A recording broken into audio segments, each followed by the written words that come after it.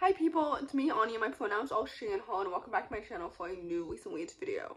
To be quite frank, I have not filmed a video in 9 days, I think, which is a record for me because typically I tend to film in advance 2 to 3 videos a week. But this past week, first of all, I was sick, and then second of all, my period happened towards the end of my illness, so having those two factors overlap was not fun for me, so I wasn't really in the mood to do anything. And also, second of all, I leave for Hawaii in less than a week, which I'm very excited for, but I wanted to film one last video before I left.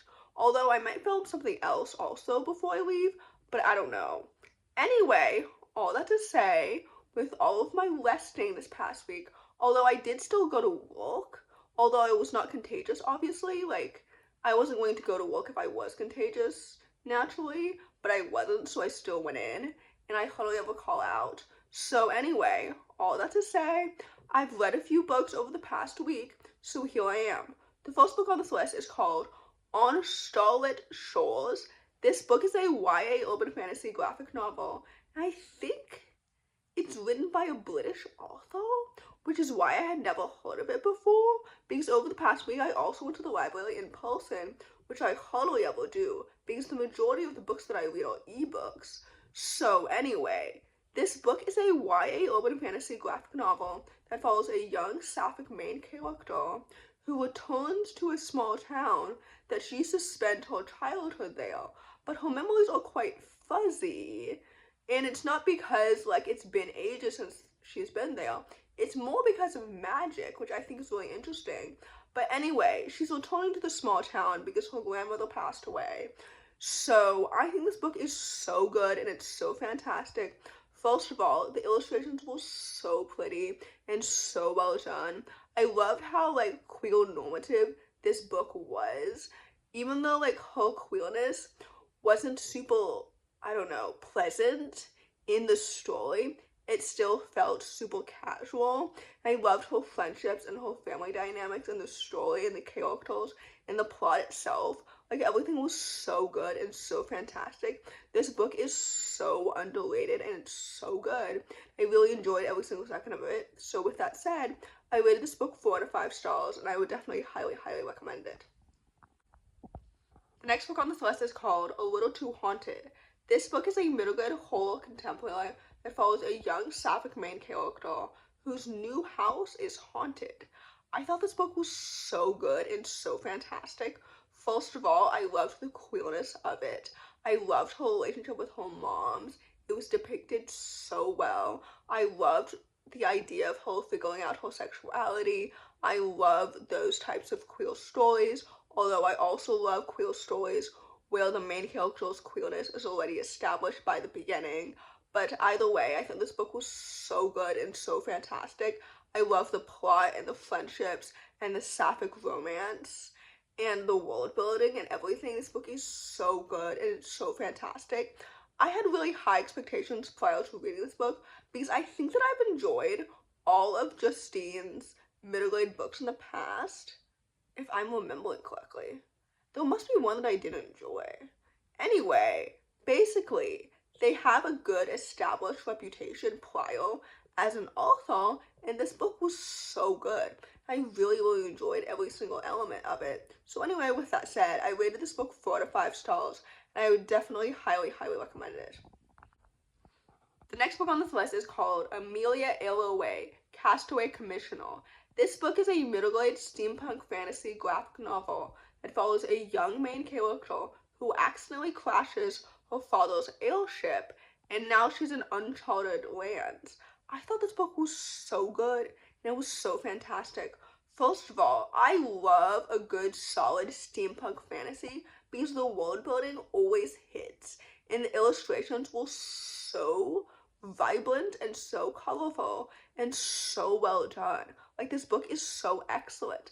I'm not sure if there are sequels to this book or not, but either way, like, I would genuinely read the series. Like, this book is excellent. I love the characters and the friendships and the plot and the family dynamics and everything. Everything was so well developed and so well paced This is another one of those books that I picked up in person because I was attracted to the cover immediately, and the illustrations and the art is so pretty. I also loved the story too. Like, this book is so excellent and it's so fantastic, and this book is so underrated. Anyway, with that said, I rated this book 4 out of 5 stars, and I would happily, highly recommend it. The next book on this list is called Crushing It. This book is a middle-grade contemporary following two former best friends who were forced to work together as they are on the same soccer team. I thought this book was so good and so fantastic. First of all, I love best friends to enemies to lovers, and I think in this book it was depicted so well because I understood why they started off as like childhood best friends, why they weren't best friends anymore, and why they became attracted to each other later on. And second of all, I loved, again, like I mentioned, a sapphic romance where the characters are like unaware or in denial of their own sexuality at the beginning and then learn to accept it later. This book was so good and it's so fantastic because they have so much chemistry, but also I loved their characters individually. I loved their friendships and their family dynamics and everything. This book is so good. I also really enjoyed the soccer elements too. Like, this book is so good and it's so underrated. I really enjoyed it so much because I just really enjoyed how wholesome and wonderful and lovely it was. So anyway, with that said, I rated this book 4 out of 5 stars, and I would definitely highly recommend it. The last book on this list, and definitely not the least, is called The Metamorphosis of Bunny Baxter. This book is a middle grade contemporary that follows a young main character who's starting 7th grade at a new school, and she's navigating social anxiety and making new friends. I thought this book was so fantastic and so good. First of all, I loved the casual adoptee representation because Bunny is adopted, and I loved like the depiction of her relationship with her adoptive sister and her adoptive parents and everything. Like, this book was so good. I love the characters and the plot and the pacing and the family dynamics and the friendships and everything. This book is so good. I just really enjoyed every single second of it because it felt so wholesome and so heartwarming. I really fell in love with the characters and the plot, and everything was happening. Like, I had really low expectations prior to this book. I don't quite remember why. I think it's because either the last book that I read by this author I didn't enjoy, or this is the first book that I've read before by this author. I'm not quite sure. But anyway, this book was so good and so awesome. So with that said, I rated this book 4 out of 5 stars, and I would definitely highly recommend it. So in conclusion, I think I read 30 books in February, which is pretty solid considering that I only read 25 books in January. So that's quite an accomplishment for me. And I don't really know if my reading month in February was really depicted well on my YouTube channel since I only uploaded 3 recent reads videos recapping February, this being the 3rd one.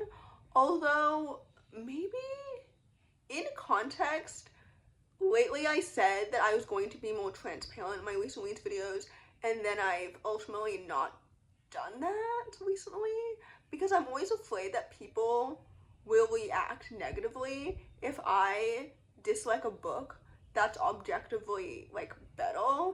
Even though I know that taste is subjective, I still always struggle with people like perceiving my opinion and then disliking me because of an opinion, which I know inherently is stupid because I don't blame people for their opinions that I don't agree with necessarily, especially when it comes to opinions of books, because most of the time it's not that deep.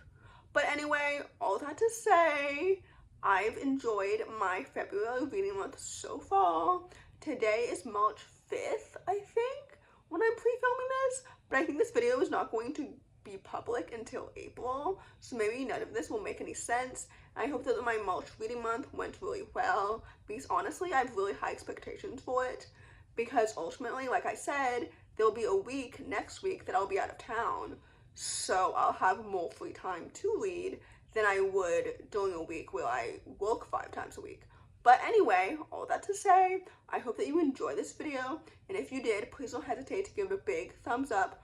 Comment down below the cheese emoji if you made it all the way to the end of the video. Thanks for watching, subscribe to my channel if you're new, and I'll see you in my next video. Bye!